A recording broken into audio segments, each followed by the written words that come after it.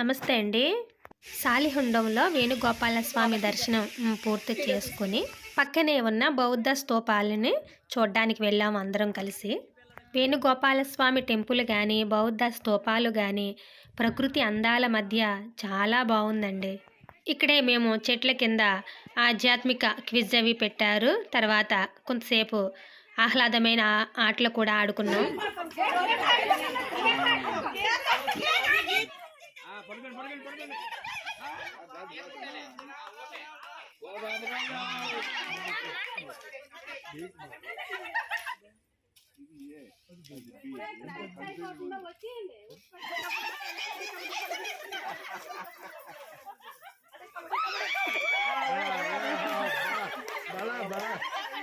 చిన్న పెద్ద తేడా లేకుండా అందరూ చిన్న పిల్లలమై చాలా సరదాగా ఆటలాడుకున్నాం.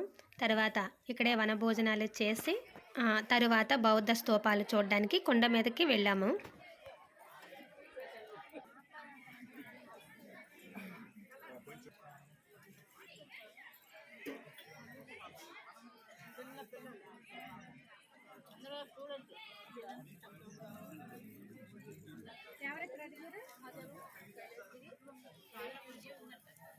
ఇది కొండ మీదకి వెళ్ళక ముందే స్టార్టింగ్లో ఉంటుంది.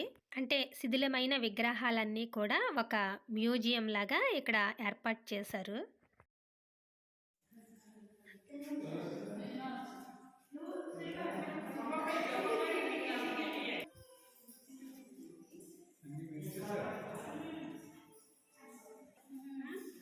చక్రం స్తూపాలు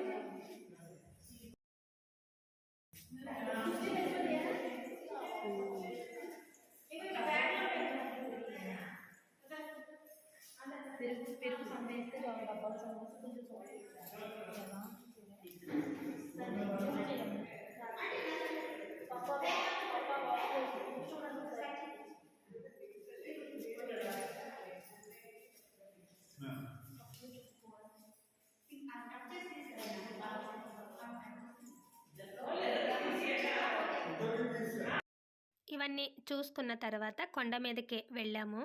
కొండ ఎక్కడం కొంచెం కష్టంగానే ఉంది. చిన్నదే కానీ జారుగా ఉండేదన్నమాట. ఇప్పుడు కొండ మీదకి బయలుదేరాం. ఇక్కడ వాతావరణం అయితే చాలా బాగుందండి. పచ్చటి చెట్లు, చల్లటి వాతావరణం. కొండ ఎక్కిన తర్వాత చుట్టూ ఉన్న గార మండలం అంతా కూడా కనిపిస్తుంది. పక్కనే ఉన్న వంశధార నది కూడా కనిపిస్తుంది. ఇప్పుడు అందరం కలిసి కొండ ఎక్కుతున్నాం. ఇక్కడ ఎక్కువగా ఇటుకలు కనిపిస్తూ ఉంటాయి. మీకు కనిపిస్తున్నాయి కదా.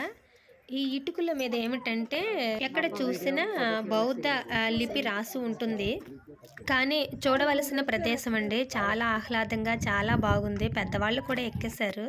కొండ మీదకి వెళ్ళిన తర్వాత ఇలా కనిపిస్తుంది చుట్టూ ఉన్న వ్యూ అంతా కూడాను. ఇక్కడ మీరు చూస్తున్నారు కదా, మధ్యలో చాలా పెద్దదిగా కనిపిస్తుంది కదా, అదే వేణు స్తూపం అని చెప్తారు. చూడండి, ఇక్కడ నుండే శ్రీకూర్మ వరకు స్వరంగ మార్గం ఉంది అని కొంతమంది అంటున్నారు. పూర్వం బౌద్ధులు కూడా ఇక్కడికి వచ్చి మెడిటేషన్ చేశారట. మేమైతే అక్కడ కొంతసేపు కూర్చుని దండం పెట్టుకొని ప్రదక్షిణ చేసి వచ్చేసాం.